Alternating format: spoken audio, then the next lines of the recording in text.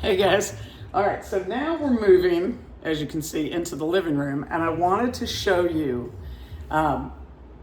even though he's like tired and lazy right now, when I start giving him some direction for the first time, we haven't done anything, this is the first time, there's a good chance that he'll give me some pushback or try to change what I'm doing into play. So I wanted you to be able to see what I do when he does that. So there are a couple of things that you're going to hear me say. One, right now, because he's in Sean's area, which he seems to like very much, I'm going to tell him, go, G-O. And I'm going to move him out of that spot. I'm going to show him what go means. And then I'm going to let him sort of find a comfort zone. I'm assuming the recliner is most comfortable for him because of his size, but we'll see. So wherever he finds comfort and starts to migrate to, then I'm going to tell him down.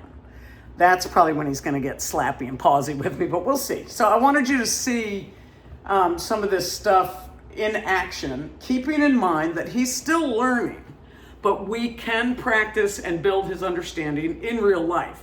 It doesn't always have to be in a totally structured environment like my house. So here we go. Now, I might use his collar, we'll see. You ready, buddy? Matt, go. Good boy, good boy. Down.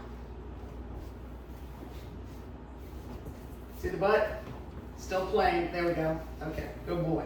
Now, you see how he's trying to get a reaction out of me, the waving and the playing? I don't respond to that. And I'm also not sitting down yet, because the minute I sit down, I'm at his level.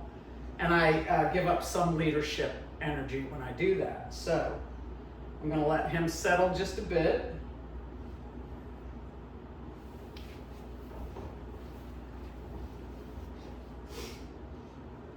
So now you see him trying to get my attention, and I'm just not. Right now, if I start loving on him, I'm going to get him excited. So what I want for him to learn is to settle. My presence here with him does not mean that it's playtime. So he went from, he was falling asleep over here in Sean's spot. When I move him, he starts putting up some resistance because this is not what he thinks of as relaxed time. So here we go. I don't know if you could hear him whining at me, but when he was whining, you'll notice all I did was talk to the camera. I did not look at him. My energy, my body is facing the camera, not him. If I turn my body toward him, like this, he will get more excited, as you can see. When I do this, I'm directing all the energy in my body, my brain, toward Matt. So you see how you see the play, the fidget? Now, I go back and I direct my body, my energy, my brain toward the phone, and I wait. So he's on top of me. Didn't say he could do that. So I will say, go, just like I did with Sean's chair.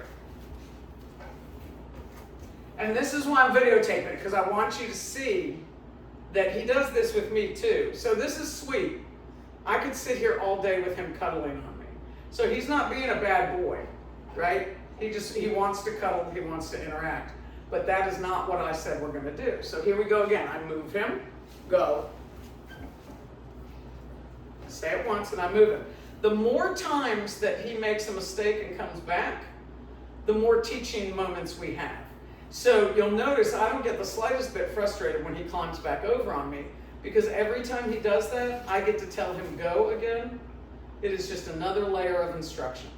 So the more mistakes, especially with a puppy, the more chances you have at repetition, right? So I got to do the go rep 3 times because he kept coming back to me. So I see those little, I don't know if you want to call them errors. I see those mistakes or those moments, those seconds of non-compliance. How about that? Those seconds of non-compliance when he crawls on me, that's my moment to actually say to him, this is what go means. So I'm glad to have them. So he gave me 3 opportunities to teach him, and now he's starting to settle. But you can see how different his energy is when I'm oriented toward the phone or the camera versus when I orient towards him. So there he is, being sweet as you please, got the outcome I wanted, never raised my voice. Now, here I go again. Oops. I face him.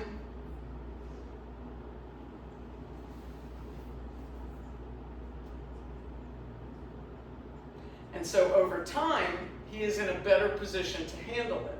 My facing him while he got up, right? He's not as settled as he was, but now I'm facing him and giving him all this energy. And you can see he's getting a little more, hey, hi, how you doing? But he's not getting as excited as he was. So over time, over weeks, maybe even days, depending on how often you get to do it. So just my facing him got this reaction. But I'm happy that it's less than it was a few minutes ago. And then back to this. Oops. So you see how much more quickly he recovered that time. So this is a terrific opportunity for you to see that the shenanigans happen with me too, and especially here at home in the living room where his habits exist. But the important thing that I want you to focus on in this video is what I did, not what he did. Because you could see that if I did this and faced him, energy goes up. I stopped facing him, energy starts to go back down. I said go once and showed him what I meant. Gave me 3 chances to do that because he kept coming back. Every time he comes back, teachable moment. So we don't mind it at all. All right, I hope that was helpful. Okay, over now.